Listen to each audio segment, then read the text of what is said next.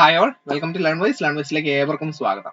June 2026 term and എക്സാമിനേഷന്റെ registration open ആയ വിവരം ഇതിനോടകം തന്നെ എല്ലാ ലേണേഴ്സും അറിഞ്ഞിട്ടുണ്ടാവും തന്നെയാണ് കരുതുന്നത്. സോ ഈ ഒരു പരീക്ഷയ്ക്കായിട്ട് തയ്യാറെടുത്തുകൊണ്ടിരിക്കുന്ന, ഈ പരീക്ഷയ്ക്ക് ആവശ്യമായുള്ള അസൈൻമെന്റ്സ് എഴുതിക്കൊണ്ടിരിക്കുന്ന ലേണേഴ്സിനെ സംബന്ധിച്ച് എങ്ങനെയാണ് എക്സാം രജിസ്ട്രേഷൻ കംപ്ലീറ്റ് ചെയ്യേണ്ടത് എന്നത് അറിഞ്ഞിരിക്കുക എന്നുള്ളത് വളരെ ക്രൂഷ്യൽ ആയിട്ടുള്ള ഒരു കാര്യമാണ്. സോ ഈ ഒരു വീഡിയോയിൽ ഏറ്റവും പ്രധാനമായിട്ട് നമ്മൾ ഡിസ്കസ് ചെയ്യാൻ പോകുന്നത് എങ്ങനെയാണ് വരുന്ന ജൂൺ ടേം ആൻഡ് എക്സാമിനേഷൻ ആയിട്ടുള്ള എക്സാം രജിസ്ട്രേഷൻ കംപ്ലീറ്റ് ചെയ്യേണ്ടത് എന്നൊരു കാര്യമാണ്. വളരെ പെട്ടെന്ന് തന്നെ നിങ്ങൾക്ക് അറിയേണ്ടുന്ന എല്ലാ ഏരിയാസും കവർ ചെയ്തുകൊണ്ടായിരിക്കും നമ്മൾ മുന്നോട്ട് പോകുന്നത്. എന്നാൽ തന്നെയും ഈ വീഡിയോ എന്നുള്ളത് ഒരുപാട് ലെങ്തി ആയിരിക്കില്ല. വളരെ ക്രിസ്പായിട്ട് നിങ്ങൾക്ക് അറിയേണ്ടുന്ന എല്ലാ കാര്യങ്ങളും പറഞ്ഞു പോകുന്ന ഒരു വീഡിയോ ആയിരിക്കും ഇത്. അതുകൊണ്ട് തന്നെ ഇത് മൊത്തമായി കാണുന്നുണ്ടെന്നുള്ളൊരു കാര്യം നിങ്ങൾ ഓരോരുത്തരും ഉറപ്പുവരുത്തുക. ഇതിനോടകം തന്നെ ഏപ്രിൽ 10th ആണ് നമ്മൾക്ക് ടേം ആൻഡ് എക്സാമിനേഷൻ രജിസ്റ്റർ ചെയ്യുന്നതിനായിട്ട്, അല്ലെങ്കിൽ June 2026 term and examination register ചെയ്യുന്നതിനായിട്ട് തന്നിരിക്കുന്ന ലാസ്റ്റ് ഡേറ്റ് എന്നുള്ള നോട്ടിഫിക്കേഷൻ എല്ലാവരും തന്നെ കണ്ടിട്ടുണ്ടാവും. അപ്പൊ എത്രയും പെട്ടെന്ന് തന്നെ നമ്മളുടെ താല്പര്യമുള്ള പരീക്ഷകൾ, താല്പര്യമുള്ള എക്സാം സെന്റേഴ്സ് കിട്ടുന്നതിനായിട്ട് നമ്മൾ രജിസ്റ്റർ ചെയ്യേണ്ടതുണ്ട്.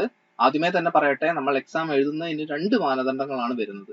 ഒന്നെന്ന് പറയുന്നത് നമ്മൾക്ക് എക്സാം എഴുതാൻ ആവശ്യമായിട്ടുള്ള കോഴ്സ് ഡ്യൂറേഷൻ നമ്മൾ താണ്ടിയിട്ടുണ്ട്, അല്ലെങ്കിൽ നമ്മൾ അത് ക്ലിയർ ചെയ്തിട്ടുണ്ട് എന്നുള്ളത് തന്നെയാണ് ആദ്യത്തെ മാനദണ്ഡം. സെമസ്റ്റർ വൈസ് ആയിട്ടുള്ള കോഴ്സുകൾക്ക് ഒരു സെമസ്റ്ററെങ്കിലും നമ്മൾ ആ കോഴ്സ് കണ്ടിന്യൂ ചെയ്തിട്ടുണ്ട് എന്നുള്ളതും, ഇയർ വൈസ് ആയിട്ടുള്ള കോഴ്സുകൾക്ക് ഇപ്പം ജാനുവരി 2026 ഒരു ഇയർ വൈസ് ആയിട്ട് എക്സാം ഉള്ള കോഴ്സിന് ജോയിൻ ചെയ്തവർക്ക് സ്വാഭാവികമായിട്ടും June 2026 term and examination appear ചെയ്യാൻ സാധിക്കുന്നതായിരിക്കില്ല. നിങ്ങൾക്ക് അപ്പിയർ ചെയ്യാൻ സാധിക്കുക ഡിസംബർ 2026 എക്സാം ആയിരിക്കും. അതേപോലെ ജൂലൈ 2025 ഇയർലി ആയിട്ട് എക്സാംസ് വരുന്ന കോഴ്സുകൾ ഉള്ളവർക്ക് വരുന്ന ജൂൺ 2026 എക്സാമിന് അപ്പിയർ ചെയ്യാനും സാധിക്കുന്നതാണ്.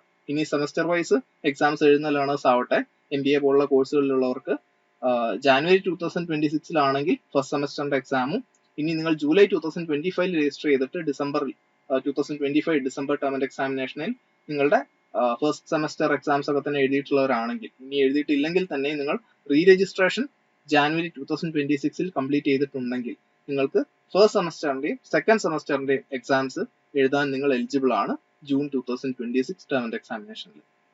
സോ ആ കാര്യങ്ങൾ ക്ലിയർ ആണെന്ന് തന്നെ കരുതുന്നു. അപ്പൊ ആർക്കൊക്കെ പരീക്ഷ എഴുതാൻ പറ്റും എന്നുള്ള കാര്യത്തിൽ ഈ ഒരു ഡ്യൂറേഷൻ എന്നുള്ളത് വളരെ പ്രധാനപ്പെട്ട ഒന്നാണ്. നിങ്ങളുടെ കോഴ്സിൽ നിങ്ങൾക്ക് പറഞ്ഞിരിക്കുന്ന ആ ഒരു ഡ്യൂറേഷൻ ക്ലിയർ ചെയ്ത് കഴിഞ്ഞാൽ മാത്രമേ നിങ്ങൾക്ക് ആ ഒരു എക്സാം എഴുതാനുള്ള എലിജിബിലിറ്റി ആവുന്നുള്ളൂ. ഈ രണ്ടാമത്തെ ഏറ്റവും പ്രധാനപ്പെട്ട എലിജിബിലിറ്റി എന്ന് പറയുന്നത് അസൈൻമെന്റ്സ് അതാത് വിഷയങ്ങളിൽ സബ്മിറ്റ് ചെയ്തിട്ടുണ്ടാവുക എന്നുള്ളതാണ്. നിങ്ങൾ എഴുതാൻ ഉദ്ദേശിക്കുന്ന ഒരു പരീക്ഷയുടെ അസൈൻമെന്റ് നിങ്ങൾ സബ്മിറ്റ് ചെയ്തിട്ടില്ലെങ്കിൽ നിങ്ങൾ പരീക്ഷ എഴുതിയാൽ തന്നെയും ആ റിസൾട്ട് പലപ്പോഴും വാലിഡ് ആയിട്ട് കണക്കാക്കാറില്ല. പലപ്പോഴും എന്നുള്ളത് മിക്കപ്പോഴും തന്നെ പറയേണ്ടി വരും. അതുകൊണ്ട് തന്നെ നിർബന്ധമായിട്ടും അസൈൻമെന്റ്സ് ആദ്യം സബ്മിറ്റ് ചെയ്യാൻ തന്നെ ഇഗ്നോയിൽ ആവശ്യപ്പെടുന്നുണ്ട്. അതുകൊണ്ട് അസൈൻമെന്റ്സ് സബ്മിറ്റ് ചെയ്യുന്നുണ്ടെന്നുള്ളൊരു കാര്യം പ്രത്യേകം ഉറപ്പുവരുത്തുക. എക്സാം എഴുതാൻ ഉദ്ദേശിക്കുന്ന എല്ലാ സബ്ജക്ട്സിന്റെയും അസൈൻമെന്റ്സ് സമയത്തിനുള്ളിൽ തന്നെ, ഇപ്പൊ നിലവിൽ തന്നിരിക്കുന്ന ഡേറ്റ് മാർച്ച് 31 ആണ്. സോ ആ സമയത്തിനുള്ളിൽ തന്നെ പരമാവധി അസൈൻമെന്റ് സബ്മിറ്റ് ചെയ്യുന്നുണ്ടെന്നുള്ള ഉറപ്പുവരുത്തുക. പക്ഷേ അസൈൻമെന്റ് സബ്മിറ്റ് ചെയ്യാൻ പോകുന്നതിന് മുമ്പായിട്ട് സ്റ്റഡി സെന്ററുമായിട്ടും ബന്ധപ്പെടുക. കാരണം സ്റ്റഡി സെന്റർ ചില പെർട്ടിക്കുലർ ദിവസങ്ങളിൽ അല്ലെങ്കിൽ ചില പ്രത്യേക ദിവസങ്ങളിലാണ് അസൈൻമെന്റ്സ് സ്വീകരിക്കാറുള്ളത്. അതുകൊണ്ട് തന്നെ സബ്മിറ്റ് ചെയ്യാൻ പോകുന്നതിന് മുമ്പായിട്ട് എല്ലാവരും സ്റ്റഡി സെന്റർ ഒന്ന് കണക്ട് ചെയ്ത് കഴിഞ്ഞാലും നന്നായിരിക്കും. അപ്പൊ ഇനി അധികം സമയമൊന്നും തന്നെ കളയാൻ നമ്മൾക്ക് എങ്ങനെ നമ്മളുടെ എക്സാം രജിസ്ട്രേഷൻ കംപ്ലീറ്റ് ചെയ്യാമെന്നുള്ള ഒരു കാര്യത്തിലേക്ക് എത്രയും പെട്ടെന്ന് കിടക്കാം. ആദ്യമേ തന്നെ ഇഗ്നോ TE എക്സാം രജിസ്ട്രേഷൻ എന്നുള്ളത് ഗൂഗിളിൽ സെർച്ച് ചെയ്യുക. സെർച്ച് ചെയ്ത് കഴിഞ്ഞാൽ നിങ്ങൾ ഇങ്ങനെ ഒരു സ്റ്റുഡന്റ് പോർട്ടൽ വിൻഡോയിലേക്കാണ് എത്തുക. അപ്പോൾ എല്ലാവർക്കും തന്നെ സ്റ്റുഡന്റ് പോർട്ടൽ ഇതിനോടകം തന്നെ ഫെമിലിയർ ആയിട്ടുണ്ടാവും. കാരണം നിങ്ങളുടെ ID കാർഡ് എടുക്കുന്നതിനായിട്ടും ഇനി റീ രജിസ്ട്രേഷൻ കംപ്ലീറ്റ് ചെയ്യുന്നതിനായിട്ടും ഒക്കെ തന്നെ സ്റ്റുഡന്റ് പോർട്ടലിൽ നിങ്ങൾ പല വട്ടം കയറിയിട്ടുണ്ടാവും, അല്ലെങ്കിൽ ഇവിടെ വന്നിട്ടുണ്ടാവും. സോ എത്രയും പെട്ടെന്ന് സ്റ്റുഡന്റ് പോർട്ടലിൽ യൂസർ നെയിമും പാസ്വേഡും കൊടുത്ത് ഒരു ക്യാപ്ച കോഡും കൊടുത്തിട്ടുണ്ട്. ക്യാപ്ച കോഡ് കൂടെ ഫില്ല് ചെയ്തിട്ട് എന്ത് ചെയ്യുക, ലോഗിൻ ചെയ്യുക. സോ ലോഗിൻ ചെയ്യുമ്പോൾ നിങ്ങൾക്ക് ലെഫ്റ്റിലായിട്ട് ഒരുപാട് ഓപ്ഷൻസ് കാണാൻ സാധിക്കും. സ്റ്റുഡന്റ് എന്നുള്ള ഓപ്ഷൻ ഉണ്ട്, അതുപോലെ തന്നെ എക്സാമിനേഷൻ എന്നുള്ള ഓപ്ഷൻ ഉണ്ട്, ട്രെയിനിങ് ആൻഡ് പ്ലേസ്മെന്റ് എന്നുള്ള ഓപ്ഷൻ ഉണ്ട്, മൈ സർട്ടിഫിക്കറ്റ്സ് എന്നുള്ള ഓപ്ഷൻ ഉണ്ട്, പേയ്മെന്റ് എന്നുള്ള ഓപ്ഷൻ ഉണ്ട്. സോ നമ്മൾക്കറിയാം നമ്മളിവിടെ വന്നിരിക്കുന്നത് നമ്മളുടെ June term and examination 2026 register ചെയ്യുന്നതിനായിട്ടാണ്. സോ ഇവിടെ എക്സാമിനേഷൻ എന്നുള്ള ഓപ്ഷൻ തന്നെയാണ് നമ്മൾ എടുക്കേണ്ടത്. അവിടെ രജിസ്ട്രേഷൻ എന്നുള്ള ഓപ്ഷൻ കാണാൻ പറ്റും. രജിസ്ട്രേഷൻ ക്ലിക്ക് ചെയ്യുക. Click here for examination form എന്നുള്ള ഒരു ഓപ്ഷൻ ഉണ്ട്. പക്ഷെ അതിലേക്ക് പോകുന്നതിന് മുമ്പായിട്ട് നമ്മൾക്ക് ഏതൊക്കെ എക്സാംസ് എഴുതാനുള്ള എലിജിബിലിറ്റി കറന്റ് ഉണ്ട് എന്നുള്ളൊരു കാര്യം നമുക്ക് ചെക്ക് ചെയ്യുന്നതിനായിട്ടുള്ള ഒരു ഓപ്ഷൻ ഉണ്ട്. സോ അത് ക്ലിക്ക് ചെയ്യുക. ക്ലിക്ക് ചെയ്ത് കഴിഞ്ഞാൽ ഇങ്ങനെ ഒരു വിൻഡോയിലേക്കാണ് നമ്മൾ എത്തുക. അപ്പൊ അവിടെ സെഷൻ സെലക്ട് ചെയ്യാൻ പറയുമ്പോൾ അവിടെ ഒരു സെഷൻ അവൈലബിൾ ആയുള്ളൂ 2026 ജൂൺ. ഇപ്പം MBA ഒരു ലേണർ ആണ്. സോ അതുകൊണ്ട് തന്നെ MBAയുടെ പേപ്പേഴ്സ് ആണ് ഇതിൽ കാണിക്കുക. അപ്പൊ എലിജിബിലിറ്റി എന്നുള്ള പാർട്ടിലേക്ക് വരുമ്പോൾ നമുക്ക് കാണാം സീരിയൽ നമ്പർ കൊടുത്തിട്ടുണ്ട്, കോഴ്സിന്റെ കോഡ് കൊടുത്തിട്ടുണ്ട്, എത്ര ക്രെഡിറ്റ് കോഴ്സ് ആണെന്നുള്ളത് കൊടുത്തിട്ടുണ്ട്, ഏത് സെമസ്റ്റർ ആണ്, ഫസ്റ്റ് സെമസ്റ്റർ ആണോ സെക്കൻഡ് സെമസ്റ്റർ ആണോ, ഏത് ടേമിലേക്കുള്ള പേപ്പർ ആണ് ഇത് എന്നുള്ളത് കൃത്യമായിട്ട് മെൻഷൻഡ് ആണ്. തിയറി പേപ്പർ ആണോ പ്രാക്ടിക്കൽ പേപ്പർ ആണോ എന്നുള്ള ടൈപ്പ് കൃത്യമായിട്ട് മെൻഷൻഡ് ആണ്. ആൻഡ് നമ്മൾക്ക് ഈ കോഴ്സിന് കറന്റ് അപ്ലൈ ചെയ്യാൻ സാധിക്കുമോ ഇല്ലയോ എന്നുള്ളൊരു കാര്യം.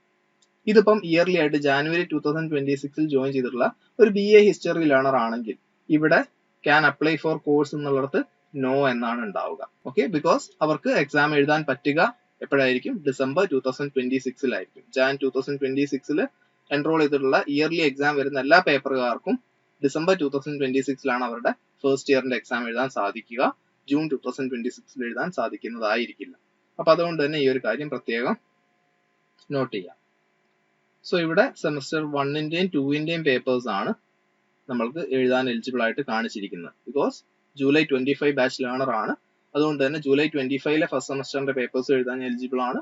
അതുപോലെ റീ രജിസ്ട്രേഷൻ കംപ്ലീറ്റ് ചെയ്തിട്ടുള്ളതുകൊണ്ട് തന്നെ ജാൻ 2026 സെക്കൻഡ് സെമസ്റ്ററിലേക്ക് കടന്ന് എനിക്ക് ജൂൺ 2026 ടേം എക്സാമിനേഷൻ എഴുതാനുള്ള എലിജിബിലിറ്റിയും വരുന്നുണ്ട് when it comes to second semester.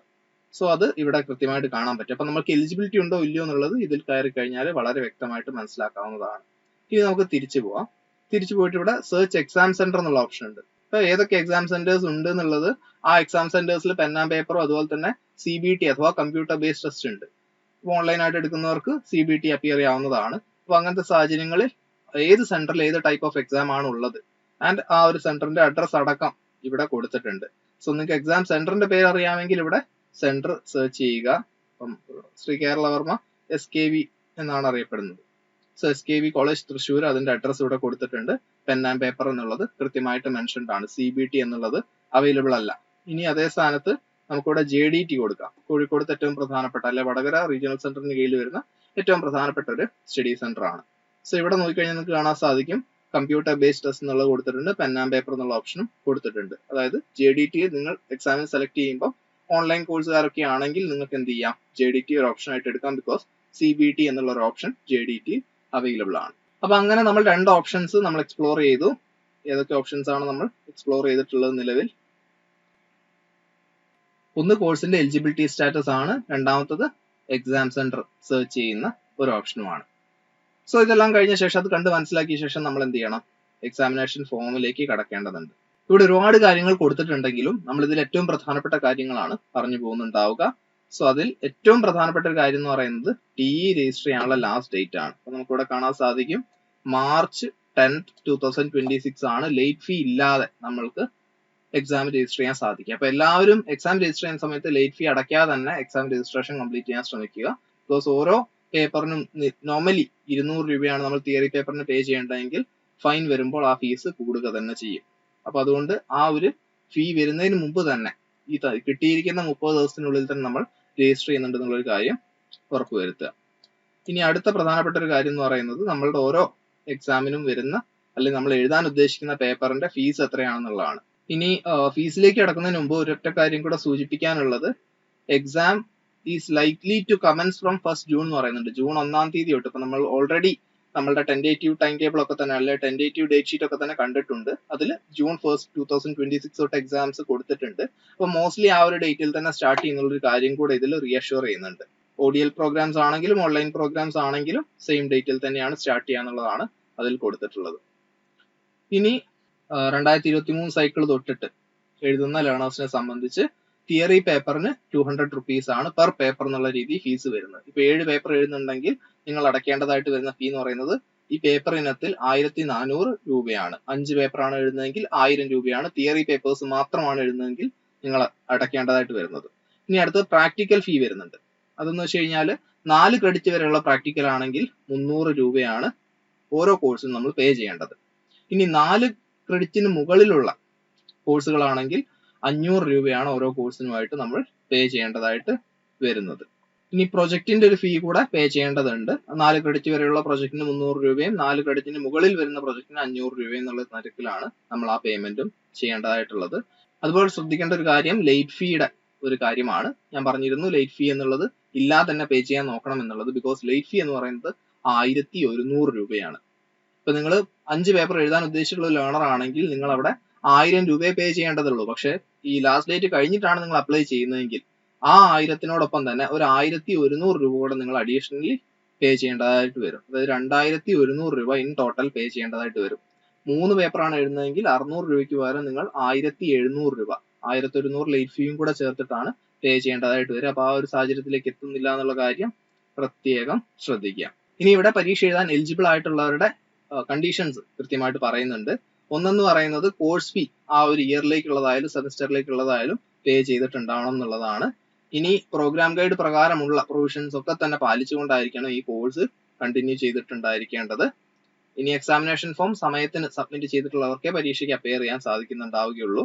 ഇനി അസൈൻമെന്റ്സിന്റെ പാർട്ട് ഞാൻ പറഞ്ഞിരുന്നു. അപ്പം എക്സാം എഴുതുന്ന എത്ര പേപ്പറിനാണോ അത്രയും തന്നെ നമ്പർ ഓഫ് അസൈൻമെന്റ്സ് എക്സാമിനേഷന് മുമ്പായിട്ട് സബ്മിറ്റ് ചെയ്തിട്ടുണ്ട് എന്നുള്ളത് ഉറപ്പുവരുത്തണം. ഒറ്റ കാര്യം കൂടെ ശ്രദ്ധിക്കുക. ഇപ്പൊ ജൂലൈ 2025 നിങ്ങൾ അസൈൻമെന്റ് സബ്മിറ്റ് ചെയ്തു ഒരു കോഴ്സിന്റെ, പക്ഷെ എക്സാം എഴുതാൻ പറ്റിയിട്ടില്ല.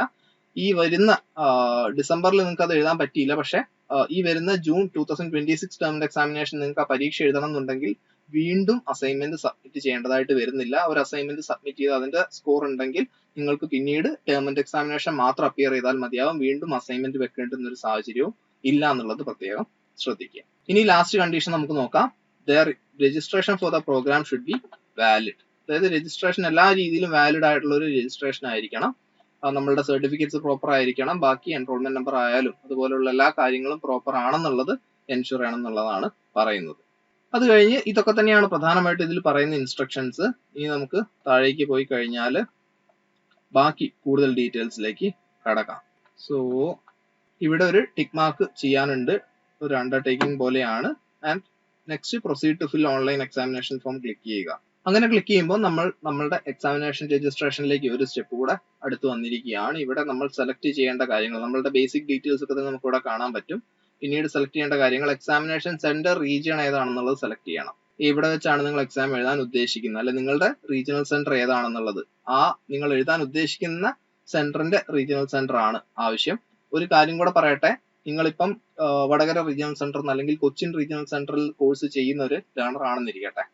പക്ഷെ നിങ്ങൾക്ക് ഇപ്പം കറന്റ് നിങ്ങളിപ്പം ന്യൂഡൽഹിയിലാണെന്നുണ്ടെങ്കിൽ നിങ്ങൾക്ക് ന്യൂഡൽഹി സെന്ററായി വെച്ചുകൊണ്ട് അവിടുത്തെ ഏതൊരു സെന്ററിൽ നിന്നും നിങ്ങൾക്ക് എക്സാം എഴുതാവുന്നതേ ഉള്ളൂ. അല്ലാതെ നിങ്ങൾ കേരളത്തിൽ വന്ന് തന്നെ പരീക്ഷ എഴുതാം എന്നുള്ളൊരു നിർബന്ധം ഇല്ല. എക്സാമിനേഷൻ സെന്റർ നിങ്ങൾക്ക് ഇഷ്ടമുള്ളത് സെലക്ട് ചെയ്യാം. അപ്പം ഇത് എടുത്തു പറയാൻ കാരണം സെലക്ട് ചെയ്യുന്ന എക്സാമിനേഷൻ സെന്റർ റീജിയൺ എന്നുള്ളത് നിങ്ങൾ എക്സാം എഴുതാൻ ഉദ്ദേശിക്കുന്ന ആ ഒരു സെന്റർ വരുന്ന, അല്ലെങ്കിൽ ആ ഒരു സ്കൂൾ വരുന്ന, അല്ലെങ്കിൽ ആ ഒരു കോളേജ് വരുന്ന ഒരു റീജിയൺ ആയിരിക്കണം എന്നുള്ളതാണ് പ്രത്യേകം ശ്രദ്ധിക്കേണ്ടത്. സോ ഞാൻ ഇവിടെ തൽക്കാലം ഒരു റീജിയണൽ സെന്റർ കൊടുക്കുന്നു, എക്സാമിനേഷൻ സെന്റർ സിറ്റി. അപ്പൊ ആ റീജിയണൽ സെന്റർ കൊടുത്തു കഴിഞ്ഞാൽ അതിന്റെ കീഴിൽ വരുന്ന വ്യത്യസ്ത കോളേജുകൾ ഇവിടെ കാണിക്കും. ഓക്കെ, സോ ആ കോളേജുകളിലൊന്ന് സെലക്ട് ചെയ്യാവുന്നതാണ്. കോളേജും ഞാനിപ്പോ അതാ സെലക്ട് ചെയ്തു. ഇനി നമ്മളുടെ PWD status, person with disability ആണോ എന്നുള്ളത് ചോദിക്കുന്നുണ്ട്. അപ്പൊ ഇത് സ്ക്രൈബ് വേണോ വേണ്ടയോ തീരുമാനിക്കുന്നതിന് ക്രൂഷ്യൽ ആണ്. അപ്പൊ അങ്ങനെ ആരെങ്കിലും ഒക്കെ തന്നെ PWD സ്റ്റാറ്റസ് ഉള്ളവരാണെങ്കിൽ, അല്ലെങ്കിൽ അങ്ങനെ ഡിഫറെന്റ് ഏബിൾഡ് ആയിട്ടുള്ളവരാണെങ്കിൽ കൃത്യമായിട്ട് അത് സെലക്ട് ചെയ്യുക. അല്ലാത്തവരെ സംബന്ധിച്ച് സെക്കൻഡ് ഓപ്ഷൻ തന്നെ നോട്ട് അപ്ലിക്കബിൾ ആണ്. സോ അങ്ങനെയുള്ളവർ എന്ത് ചെയ്യുക, നോട്ട് അപ്ലിക്കബിൾ കൊടുക്കുക.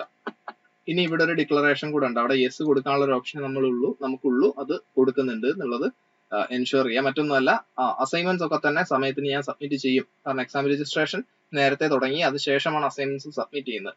അപ്പൊ അതെല്ലാം സമയത്തിന് സബ്മിറ്റ് ചെയ്തോളും. ഈ എക്സാമിന് രജിസ്റ്റർ ചെയ്യുന്ന എല്ലാ പരീക്ഷയുടെയും അസൈൻമെന്റ്സ് ഞാൻ പിന്നീട് സബ്മിറ്റ് ചെയ്തോളും എന്നുള്ള ഒരു ഡിക്ലറേഷൻ ആണ് ഇവിടെ. ഇനി നമ്മളുടെ കോഴ്സുകൾ, നമുക്ക് എക്സാം എഴുതാൻ പറ്റുന്ന പേപ്പറുകൾ ഇവിടെ കൊടുത്തിട്ടുണ്ട്. അപ്പൊ ഒരു കാര്യം പ്രത്യേകം ശ്രദ്ധിക്കേണ്ടത്, റിസൾട്ട് വരാത്ത പേപ്പേഴ്സും ഒരു പക്ഷേ ഇതിൽ വരുന്നുണ്ടാവും.